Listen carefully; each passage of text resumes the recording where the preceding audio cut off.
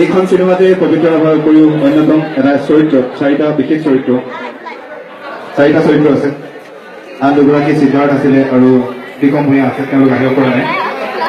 তাৰে মাজৰ এটা অন্যতম চৰিত্ৰ কৰিছে ত্ৰিদীপ লাহন, ত্ৰিদীপ আছে। অন্যতম গুৰুত্বপূৰ্ণ কেৰেক্টাৰ এটা। ত্ৰিদীপৰ কেৰেক্টাৰটো আপোনালোকে খুব ভাল পাব। ই বনগ্ৰাছ এক্সপাৰ্ট, কিন্তু ই যদি কয় ইয়াত বন ফুৰিব তাত ফুটে। এখন অদ্ভুত গাঁৱত গৈছোঁ য'ত মানুহে মানুহক নাম কাঢ়ি নামাতে, এটা চিম্বল দিবলৈ মাতে। চব মানুহৰ এটা চিম্বল আছে। এখন অদ্ভুত গাঁও। মই প্ৰথম গাঁওখনত নামি পেলাই মই চবফালে চৰাই নিচিনা মাত শুনিছোঁ। মই আছোঁ চৰাই, পিছত গম পালোঁ নহয় সেইটো মানুহে মনত মাতি আছে।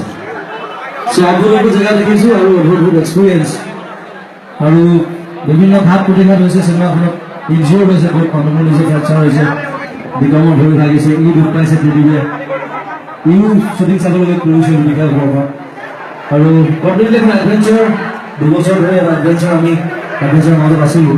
এতিয়া অকণমান দুখো লাগিছে যে এডভেঞ্চাৰটো শেষ হৈ থাকিব। এটা বস্তু যেতিয়া শেষ হৈ যায় তেতিয়া অলপ দুখ লাগে।